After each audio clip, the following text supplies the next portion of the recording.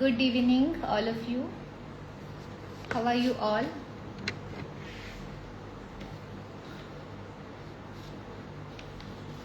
Hello.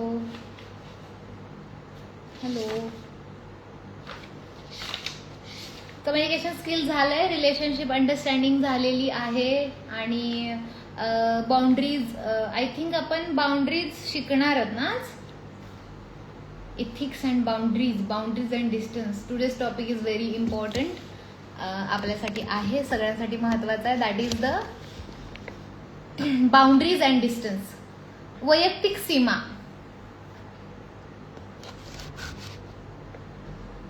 वैयक्तिक सीमा. Okay. आता नात्यांमधलं जसं आपण समजून घेत आलोय, गेल्या 2-3 दिवस झाला आपण नात्यांवरतीच बोलतोय है ना, की रिलेशनशिप अंडरस्टँडिंग काय असतं, बोलताना कसं बोलायचं. तर बाउंड्रीज मध्ये हेच आलं पाहिजे की आपण बोलताना कसं बोलतोय, एखाद्याशी अटॅच होताना कितपत अटॅच होतोय, किंवा कशा पद्धतीने त्याच्यासोबत बिहेवियर आहे आपलं, कशा पद्धतीने त्या नात्याचं अंडरस्टँडिंग आहे आपलं, त्याच्यावर आपलं समजतं की आपल्या बाउंड्रीज काय असल्या पाहिजेत. आपण कशा पद्धतीने ह्या नात्याला कुठे ठेवलं पाहिजे. त्या नात्याची ते एक वेगळी स्पेस पाहिजे आणि त्या स्पेसमध्ये, त्या जागेवरती त्याला ठेवता आलं पाहिजे. त्या नात्याला त्याच जागेवरती ठेवता आलं पाहिजे. ही बाउंड्री असते. माझा हा मित्र आहे, माझी मैत्रीण आहे, माझे आई आहे, माझे बाबा आहेत, माझे वडील आहेत. खूप सारे पालक मुलांचे मित्र बनण्याचा प्रयत्न करतात, जो की त्यांनी नाही केला पाहिजे. आई बाबांनी आई बाबाच बनायचं, मित्र नाही बनायचं. हा, मित्रासारखं वागू शकता तुम्ही मुलांशी, पण मित्र बनायची गरज नाहीये. पप्प्याचा बाप पप्प्यासोबत कटाड्यावर बसून पोरी बघतोय, कसं वाटतंय? मित्र बघतात ना, कसं वाटतंय? ते घाणेरडं वाटतंय ना. ओके. सो मैत्रीमध्ये ते असतं. आणि सगळीच मुलं आई वडिलांना सगळंच सांगतात असं कधीच नसतं. तुम्हाला असं कधी वाटतं माझं बाळ गुणाचं, माझं बाळ मला सगळं सांगतं? अरे नाही रे, ते सगळं सांगण्याचं नाटक करतंय. सगळं कधीच नाही सांगू शकत. आणि आई बाबा कधीच मुलांचे मित्र नाही बनू शकत, ते आई बाबाच बनू शकतात. सो बेसिकली आई बाबांनी आई बाबाच बनायचंय. मित्रासारखं वागण्याचा प्रयत्न करा, मित्र बनू नका. बहीण भावाने बहीण भावासारखंच वागायचंय. मैत्रीमध्ये मैत्रीसारखंच ठेवायचंय. कितीतरी मैत्री म्हणजे मैत्र्या ह्या नंतर रिलेशन मध्ये आल्या आणि मग परत त्याच्यातून सगळं खराब झालेलं आहे. मग कुठे आपल्या बाउंड्रीज आहेत, कुठे तिथे डिस्टन्स कितपत मेंटेन करणं गरजेचं आहे, हे आपल्या लक्षात आलं पाहिजे.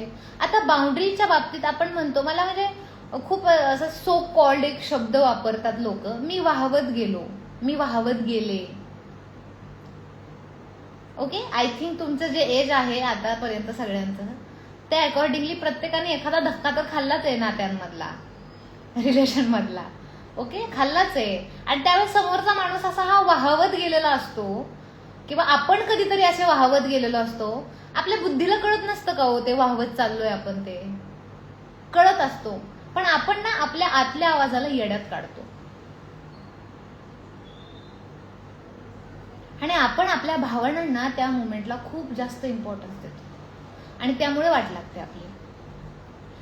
कारण आपल्या आतून जर आपल्याला क्लिअरली जाणवत आहे की it is not like that, I don't have to do like this, मला हे नाही करायला पाहिजे, मी असं नाही वागायला पाहिजे, तिथे तुमच्या आतून तुमचा आवाज ओरडून ओरडून सांगतोय बाउंड्रीज आहेत, बाउंड्रीज आहेत, बाउंड्रीज आहेत, don't cross it. But we are crossing it. If we sometimes we are in the movement of crossing. तुम्ही ती बाउंड्री क्रॉस करून तुम्ही पलीकडच्या बाजूला त्या मुवमेंटमध्ये आहात आणि तुमचं अंतर्मन तुम्हाला ओरडून ओरडून सांगतंय की don't do this, this is not okay, this is not right. तुमची नर्वस सिस्टीम तुम्हाला ओरडून ओरडून सांगते, तुमचा इनर व्हॉइस तुम्हाला आतून सांगतो की दिस इज नॉट राईट, हे असं बोललं नाही पाहिजे, असं वागलं नाही पाहिजे, हे बिहेवियर केलं नाही पाहिजे. Still we are not listening it. आपण ते ऐकत नाही, आपण अगदी दुर्लक्षच करतो आपण त्या गोष्टीकडं. आणि त्याच्यामुळे जो तयार होतो तो तणाव आहे. मग कारण मग माहिती असताना आणि मग परत आपण म्हणतो मला वाटत होतं मी असं नव्हतं करायला पाहिजे, मला वाटत होतं. तुम्हाला वाटतंय तर तुमचा आतला आवाज तुम्हाला ओरडून ओरडून सांगतोय एखादी गोष्ट की असं नाही झालं पाहिजे, आणि आपण काय करतोय, आपल्या आतल्या त्या आवाजाला आपण कुठेतरी चॅलेंज करतोय. आतल्या त्या आवाजाला खोटं ठरवतोय. बरं, तुमच्या मनातून निघणारा आवाज चुकीचा कसा निघेल? तो तुमच्या मनातून निघणारा आवाज आहे, तुमच्यासाठी निघणारा आवाज आहे. तुम्ही स्वतःला जेवढे ओळखता तेवढं कोणच नाही ओळखू शकत, कोणच नाही ओळखू शकत. मग जेवढं तुम्ही स्वतःला ओळखता त्याच्यातून जर तुमचं अंतर्मन तुम्हाला सांगतं की this is not right for you, हे गडबड आहे काहीतरी, नाही का, हे आपल्यासाठी बरोबर नाहीये, इथे काहीतरी गडबड आहे, समथिंग इज मिसिंग, दाल में कुछ काला है, हे जर तुमचा आतला आवाज, तुमची नर्वस सिस्टीम तुम्हाला सांगतेय, तर आपण का बरं त्याच्या विरोधात वागत असेल? कारण आपल्या भावनांनी आपलं नियंत्रण कधी घेतलं हे आपल्याला कळालंच नाही. आपण भावनेचे गुलाम झालो भावनांचे. भावनांना, शरीराला नियंत्रित करता येत नाही आता आपल्याला, आणि त्यामुळे मग आपल्या आतून आपल्याला सगळं माहिती असूनही आपण नीट वागू शकत नाहीये, आपण आपल्या बाउंड्रीज समजून घेऊ शकत नाहीये, म्हणजे आपण गडबडतोय. मी तुम्हाला परवा सांगितलंय, बाउंड्रीज गडबडण्याचं अजून एक महत्वाचं कारण हेही असतं की आपल्याला नाही बोलता नाही येत, समोरच्या व्यक्तीला नाही बोलता येत नाही, त्यामुळे पण खूप साऱ्या गोष्टी गडबडतात. एक मिनिट, कोणाच तरी माईक ऑन आहे. असे सापडायला पाहिजेत हे लोक. आयफोन म्यूट करा स्वतःला. Vivo V2356.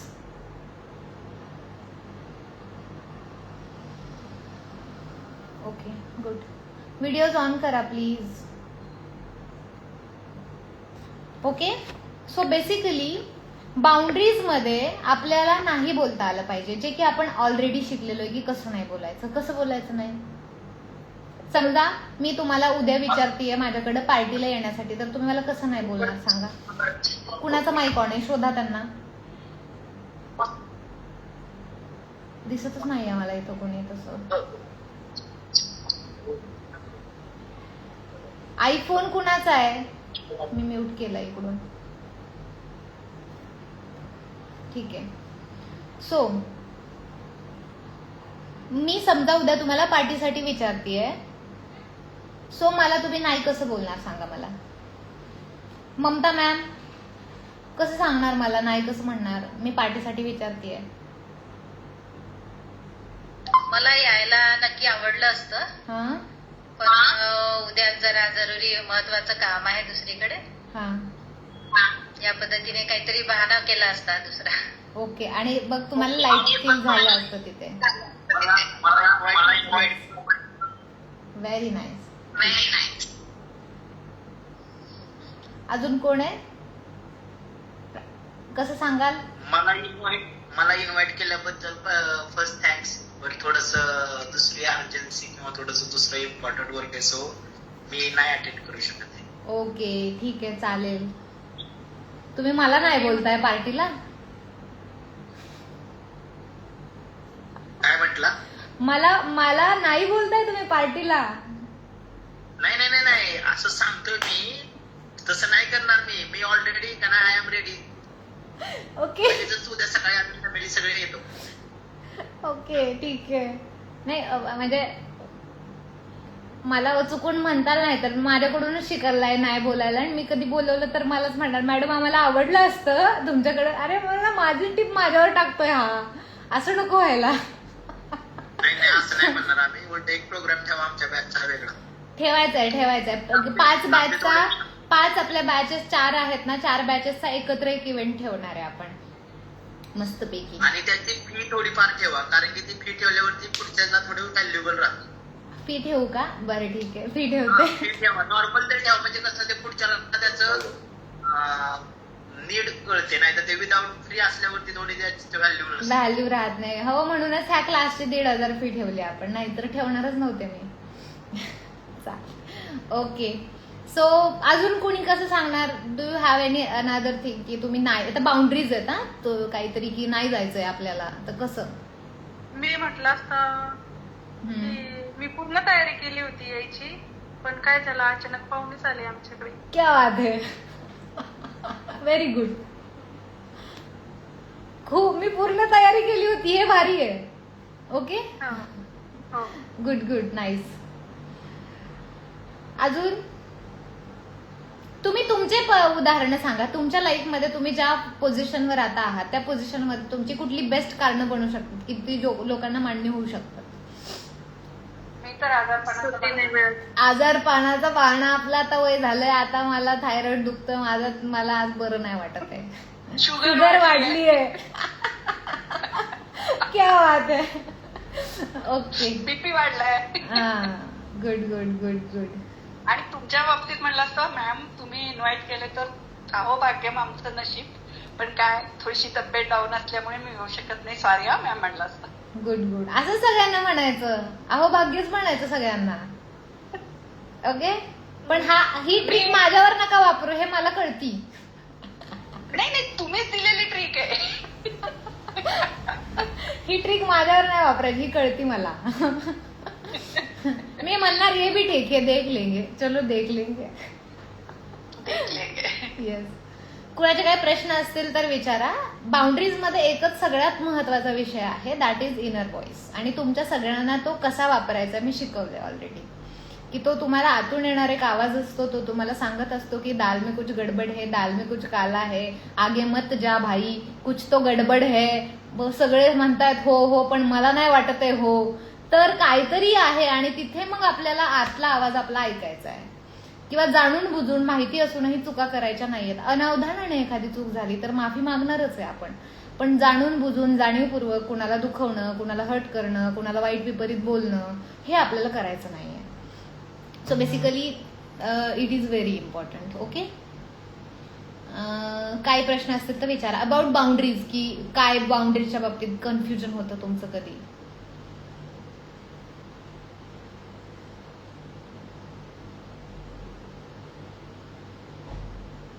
म्हणजे खूप सारी लोक असतात, ते त्यांचा हा प्रश्न असतो की मॅडम मला माणसं ओळखायला येत नाहीत. 3 जणांनी असं केलं, असं कसं येत नाही माणसं ओळखायला? त्या माणसाच्या शेजारी बसल्यानंतर तुम्हाला कम्फर्टेबल जाणवते का मला सांगा? का तुमची नर्वस सिस्टीम ऍक्टिव्ह राहते, थोडीशी रिलॅक्स नाही वाटत आहे, काय बोलू काय नाही कळत नाहीये? मॅडम चुकीचा आहे तो माणूस, आपल्यासाठी योग्य नाही. जग दुनिया म्हणतीये सोनाली मॅडम लय भारी लय भारी लय भारी, पण मला सोनाली मॅडम शेजारी बसल्यानंतर भारी वाटत नाहीये, तर मग ती बाई माझ्यासाठी भारी नाहीये. हे इतकं साधं आहे. मग जग दुनिया काही म्हणू दे, पर्सनल अनुभव तुमचा काय सांगतोय?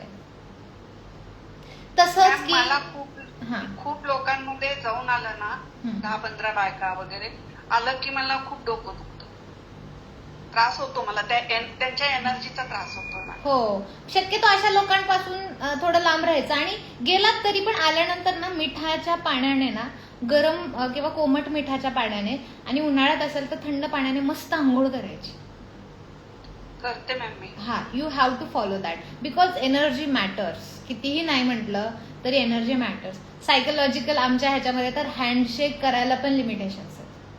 आमचं पाणी, डेस्कवरचं पाणी क्लायंटला पाजायला पण आम्हाला लिमिटेशन्स आहेत. थोडा मी त्या सगळ्या गोष्टीकडे लक्ष नाही देत, I work on my self, but basically ह्याला सुद्धा लिमिटेशन्स असतात की तुम्ही कुणाला हँडशेक करताय. आणि ते आपण कपडे बघा, बहिणी बहिणी भाऊ भाऊ एकमेकांचे कपडे एक्सचेंज करून घालणं किंवा काय, त्याच्यातून पण एनर्जी गडबडते, त्याच्यातून पण एनर्जी खूप गडबडते, असं आहे. तर तुमची एनर्जी व्यवस्थितच स्टेबल आणि छान ठेवण्याचा प्रयत्न करा. आपण कुणाच्या हातचं अन्न खातो ह्याच्यावर अगदी मॅटर करतं, अगदी मॅटर करतं. म्हणजे जेवण बनवताना तर तुमची व्हायब्रेशनल फ्रिक्वेन्सी जबरदस्त चांगली पाहिजे. आणि तुमचा मूड नाहीये ना जेवण करण्याचा, बनवण्याचा, आणि तुम्हाला खूप चांगलं नाही ना वाटत आहे आणि तुम्ही आजारी आहे ना, तुम्ही त्या दिवशी ऑर्डर करून खा. खरं तुम्ही ते बनवून खाऊ नका. दुसरी सगळ्यात महत्वाची गोष्ट ही राहते की मी माझ्या बाबतीत, हिलिंगच्या बाबतीत, आता समजा माझ्या थेरपी सेशन्स आहेत आणि मग क्लायंट आहेत माझ्या पुढं आणि मला बरं नाही वाटत आहे ऍक्च्युली आतून, I am not feeling good, तर मला काहीच अधिकार नाहीये समोरच्याला ट्रीट करण्याचा. कारण माझी negative energy, because what ever I give you the relaxation and all, त्याच्यामध्ये आपली एनर्जी एक्सचेंज होती. हे जाणवतं का तुम्हाला? हो मॅडम. ओके, तर मग ही एनर्जी जर माझी आता व्यवस्थित नाहीये, कारण मी कुणाशी तरी भांडून आलीये किंवा कोणी मला तरी भांडलंय आणि मला माझ्या मानसिकतेवर त्याचा चुकीचा परिणाम झालाय किंवा मी आज आजारी आहे, मला चांगलं फील नाही होतंय, मला डाऊन वाटतंय, मी सॅड आहे, आणि ह्या मानसिकतेमध्ये जर मी तुम्हाला ट्रीट केलं तर तुम्हाला जास्त ताण येणार आहे. जसं की एखादा खूप विक्षिप्त, स्कॅटर्ड असा माणूस माझ्याकडे आला जो खूप विस्कळीत आणि विस्कटलेला आहे आणि त्याला ट्रीटमेंट दिल्यानंतर जे मला आजारपण फील होतं किंवा ते त्याच्यानंतर 1 तास माझं डोकं भयंकर जड होतं, तर ही एनर्जीचीच गोष्ट आहे. त्यामुळे जिथे म्हणजे तुम्हाला वाटतं मला माणसं ओळखायला येत नाहीत, काही ठिकाणी असं असतं की सगळ्यांच्या नजरेत तो वाईट असतो पण आपल्याला कधीच तो वाईट नाही वाटला, कधीच नाही वाटला, आणि त्याने कधी वागलंच नाही आपल्याशी वाईट. म्हणजे माझा एक मित्र होता, त्याने खूप जणांचे पैसे बुडवले, मी सांगितलं ना, पण माझे नाही बुडवले. मग सगळी जग दुनिया त्याला नावं ठेवत होती, पण मला नाही ठेवता आले, कारण माझ्या बाबतीत त्याचे अनुभव पूर्णपणे वेगळे होते. कदाचित पुढे जाऊन तो माझ्याशी तसं वागलाही असेल, कारण सगळीच माणसं म्हणतात तर काहीतरी गडबड असणार आहे, ह्याचा क्रॉस चेक आपण केलाच पाहिजे. आंधळा विश्वास ठेवून चालतच नाही. पण कुठे ना कुठे कुठल्या तरी लोकांमध्ये सगळे म्हणतात हा माणूस 1 नंबर, हा माणूस 1 नंबर, पण तुम्हाला नाही वाटत आहे यार तो 1 नंबर. तुम्ही त्याच्या जवळ बसल्यानंतर तुम्हाला खरंच नाही वाटत आहे तो 1 नंबर, तर मग तो आपल्यासाठी 1 नंबर नाहीये. जग दुनिया म्हणते म्हणून आपण त्याला ते लेबल लावून मग त्याची सेवा करत राहावं, इथपर्यंत आपण येडे नाहीये ना. तेच करतो आपण अंधश्रद्धेमध्ये. हा देव पावतो म्हटलं की त्या देवाच्या मागे पडतो, पण तुम्हाला त्याचा वैयक्तिक काय अनुभव आहे का? ओके, कुठला तरी मीडिएटर येतो आणि तो मीडिएटर, मला सांगा, देवाच्या आणि आपल्यामध्ये मीडिएटर देवाने टाकावा एवढा देव येडा आहे का? तर मग त्याच्यामध्ये कोणीतरी मीडिएटर येतो आणि मग त्याचं ऐकून आपण म्हणतो की हा देव नवसाला पावतो, हा नाही, पण हा देव चांगला आणि हा देव वाईट. हा किती मूर्खपणा आहे. मग आपण जाणलं पाहिजे ना त्याला, म्हणजे भगवान मानने की नाही तो जानने की चीज है, महसूस करने की चीज है. तर तुम्हाला ते जे फील होत आहे ना, ते फिलिंग वरती जर तुम्ही विश्वास ठेवला तर तुम्हाला तुमच्या बाउंड्रीज खूप जास्त क्लिअर होणार आहेत. आणि मग हे आपल्याला जमलं पाहिजे. आतला आवाज, बरं अशक्य आहे का हो जी गोष्ट आता तुमच्या सोबत आहे, तुमच्या जवळ आहे, तुमची जवळची व्यक्ती आहे, वस्तू आहे, परिस्थिती, ठिकाण आहे, ती गोष्ट सोडणं किंवा त्याच्याबद्दल त्याच्यापासून थोडं दूर जाणं किंवा त्याच्यापर्यंत त्याच्यासोबतच्या बाउंड्रीज मेंटेन करणं अशक्य गोष्ट बोलतीये का मी? हे काहीतरी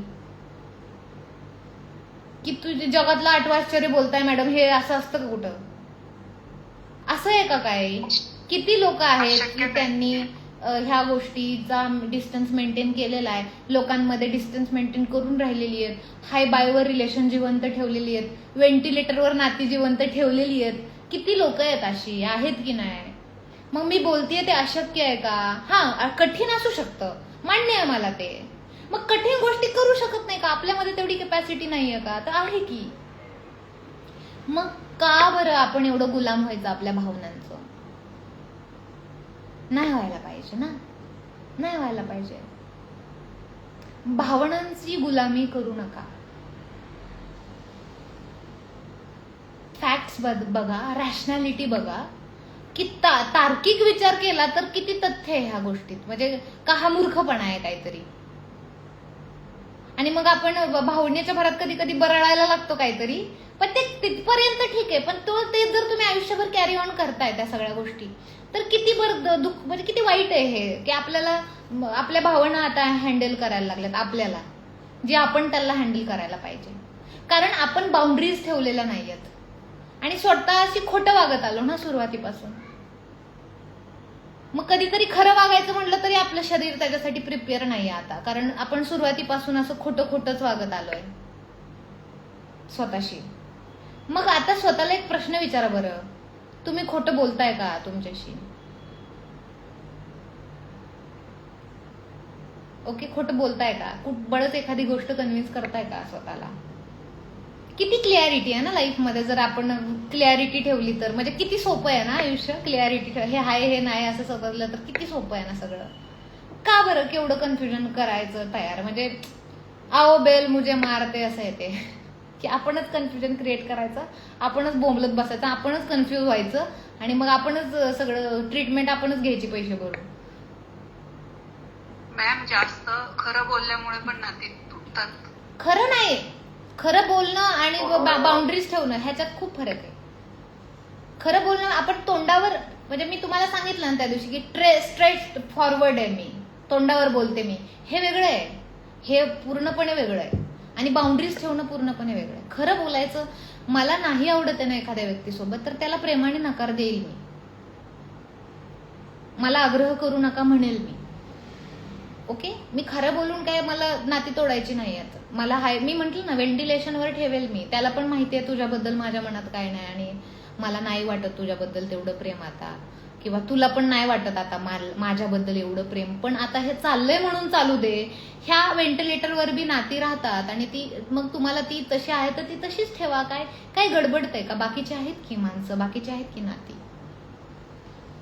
ओके, 2 हक्काची डिग्री पाहिजेत अनकंडिशनल प्रेम करणारे आपल्यावर. बाद झालं. खूप नाही लागत, खूप नाही लागत. एवढा वेळ तरी आहे का आपल्याला प्रत्येक अनकंडिशनल नात्याला एवढं जपत बसायला. We don't have time, enough time to do that things.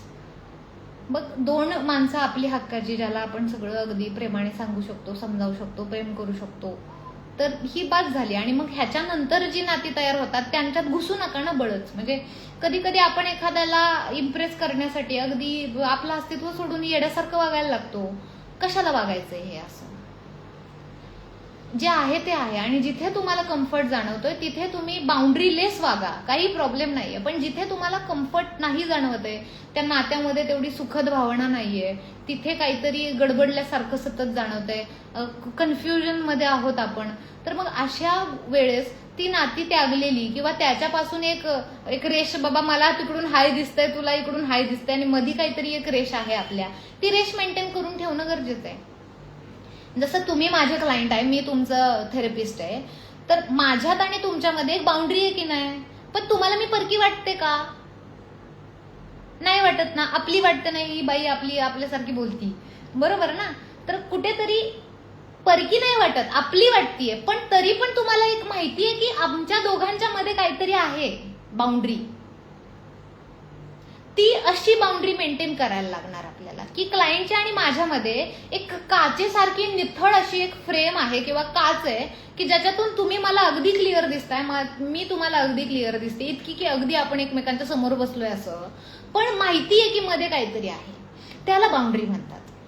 की द्वेष नाहीये, राग नाहीये, तिरस्कार नाहीये, पण मध्ये तितकासा कम्फर्ट नाहीये की तो तोडून एखादा माणूस आपल्याकडे येईल. आणि ती सवय आपणच लावतो ना. आपण म्हणतो त्या माणसाला त्याच्या ह्याच्यात राहायचं कळत नाही मॅडम, तो काय येतो माझ्याशी बोलायला एवढं. कारण कधीतरी आपण पण त्याला ती बोलण्याची मुभा दिलेली आहे हे आपण विसरलोय. दिली आहे ना. उगाच येऊन कोणीतरी तुमच्याशी मागे मागे नाही लागत, कारण आपण पण त्याला कुठेतरी त्या गोष्टींमध्ये कॉपरेट केलेलं आहे. त्यामुळे आत्ताच ओळखा, जर ही व्यक्ती आपल्याला आयुष्याच्या चितेपर्यंत शेवटपर्यंत येण्याची ताकद आहे जर ह्या माणसामध्ये, तर ठीक आहे, मी थोडंसं बाउंड्रीज मागे सारतो. पण जिथे तुम्हाला माहितीये की काय हे आयुष्यभरासाठी नाहीये, हे चितेपर्यंतचं नाहीये, हे आहे आत्तापर्यंतचं, हे क्षणिक आहे किंवा काही माहिती नाही फ्युचरमध्ये काय होऊ शकतं, तर अशा गोष्टींना थोडं डिस्टन्स मेंटेन करून राहायला काय प्रॉब्लेम काय. वाचतोय ना आपण बाकीच्या मानसिक त्रासापासून. म्हणजे ते आ बेल मुझे मार सारखं असतं बिना बाउंड्रीची नाती तयार करणं. म्हणजे ज्या नात्यांमध्ये सीमा नाही आहेत, असावीत अशी, मी नाही म्हणत नाहीये, पण ती 4-2 असावी. तो सगळीच नाती बिना बाउंड्रीची कशी वाटतात ती नाती. हा, कुणी उठसूट कधीही तुम्हाला कॉल करतोय, काय आहे हे. म्हणजे कुणाचाही कॉल कधीही आला तर सहन होणारा नाहीये तो. एखाद्याचाच कधीतरी आला जो आपला जवळचा मित्र आहे तर तो कदाचित आवडेलही आपल्याला. बघ तुम्ही समोरच्याला कितपत अवेलेबल राहताय. It is very important. भावनेच्या भरात आपण नाही सर तुम्ही मला कधीही कॉल करा, आय एम ऑलवेज. नाही सर, तुम्ही गरज असेल तर मला कॉल मेसेज करा. मी जर सेशनमध्ये असेल तर नाही उचलू शकणार, सेशनमध्ये नसेल तर मी उचलेल किंवा मी तुम्हाला कॉल बॅक करेल. लगेच कुणी भेटलं, 2 शब्द गोड बोललं की I will share my personal number with you. कुणी सांगितलंय? कुणी? पहिल्यांदा त्याला आपला प्रोफेशनल नंबर द्या, त्या नंबरवर त्याला 3 महिने टिकू द्या. मी तेच म्हणणार होतो बाबा. हा, आणि त्यानंतर त्याला पर्सनल हिस्ट्रीमध्ये घ्या. मला असं जाणवतं की माझा एक खूप जवळचा मित्र होता आणि त्याच्याकडे माझा एक नंबर होता आणि आम्ही खूप दिवस बोलत होतो, काय असं सगळं चांगलं चाललेलं. आणि अचानक माझा ह्या नंबरवरचा बॅलन्स संपल्या कारणाने मी दुसऱ्या नंबरवरून त्याला फोन केला. ते लाईक की कोण बोलतंय. देन आय गॉट, अरे माझा पर्सनल नंबरच नाहीये तुझ्याकडं. सो बेसिकली समटाईम्स ती नाती इथपर्यंत पुढे गेल्यानंतर तुम्ही तुमचा नंबर शेअर करणं गरजेचं आहे. नाहीतर अगदी माणसं काय 5 मिनिटं चांगली बोललं की नाही तुम्ही माझा पर्सनल नंबर घ्या. मी कितीतरी लोकांना पर्सनल नंबर दिलाय, पण तो माझा प्रोफेशनल पर्सनल नंबर आहे. माझा वैयक्तिक पर्सनल नंबर भयंकर आहे, अवघड पोहोचणं, म्हणजे तुम्ही तिथपर्यंत पोहोचणं. तर ह्या बाउंड्रीज आपण डेव्हलप केल्या पाहिजेत ना कुठेतरी. It is very important. असं हे सगळं करावं लागतं. आपण खोटं नाही वागत आहे, पण आपण आपल्या कम्फर्टनुसार वागतोय. म्हणजे आपल्याला आपले लिमिटेशन्स माहिती आहे आणि ते लिमिटेशन्स व्यवस्थित अंडरस्टँड करून घेऊन त्याच्यासोबत वागण्याचा प्रयत्न करतो. कारण मला त्रास नकोय आता नको यार. म्हणजे नाही का, आता कुठली तरी चूक व्हावी, कुणीतरी आपल्या मागं लागावं आणि मग त्याच्यातून काहीतरी मोठं क्रिएट व्हावं. आता आपलं लहानपण गेलंय. आपण 14-15 वर्षाची पोरं नाहीयेत आता प्रयोग करायला. मी त्या दिवशी एक हेअरकट केला, खूप दिवस, आता त्याला 2 वर्ष झाली, आणि मी एकदम छोटे छोटे केस केले आणि माझ्या मैत्रिणीला फोन लावला आणि मी तिला फोटो पाठवला आणि म्हटलं बघ ना मी हेअरकट केलाय. तर ती मी खूप विचित्र दिसत होते त्यावेळेस. आणि मग तिने मला एक फोनवर बोलली की सोना आता आपलं वय गेलंय प्रयोग करण्याचं. कदाचित ती केसांना घेऊन म्हणली असेल, पण मला रिअल वाटलं की कदाचित काही बाबतींमध्ये आपलं वय गेलंय प्रयोग करण्याचं. आता आपण थोडं शहाणपण घ्यावं आणि त्या शहाणपणाने वागावं आणि मग तिथे आपण बाउंड्रीज आपल्या सेट कराव्यात. लिमिटेशन्स वेगळं आहे, बाउंड्रीज वेगळ्या आहेत. आपल्याला आतून असतं ना की एखाद्याचा कोर व्हॅल्यू असते की काही झालं तर हा माझा शाकाहारी मित्र आहे आणि काही झालं तर तो मटणाला हात लावणार नाही, ही त्याची बाउंड्री आहे. तो दारूला हात लावणार नाही, ही त्याची बाउंड्री आहे आणि त्याने ती पाळली आहे. मग त्याचे सगळे मित्र पिऊन पडले जरी असले तरी ती त्याची बाउंड्री त्याने चोख बजावली आहे. ही तुमची बाउंड्री, ही तुमची व्हॅल्यू आहे. ती क्रॉस नाही करायची. कारण मग तुम्ही अस्तित्वापासून असे वेगळे वेगळे होता. माझं अस्तित्व प्रामाणिक राहणं आहे आणि मग कुणाच्या तरी नादाला लागून माझं प्रामाणिकपणे राहणं असं तुटायला वेगळं वेगळं व्हायला लागलंय. तर माझ्या अस्तित्वापासून माझं ओरिजिनॅलिटी जर वेगळी होतीये तर माझा जीव तळमळ करायला लागतो ना इथे. हे नको व्हायला. मला स्वातंत्र्य आवडतं ना, तर मला माहितीये मी स्वतःला कुठे बांधू नाही शकणार आहे. तर मग आधीच कळतं आपल्याला की इथे गेल्यानंतर मी बंधनात येऊ शकतो. तर मला आत्ताच काळजी घ्यायची आहे, मला आत्ताच ती बाउंड्री बांधायची आहे.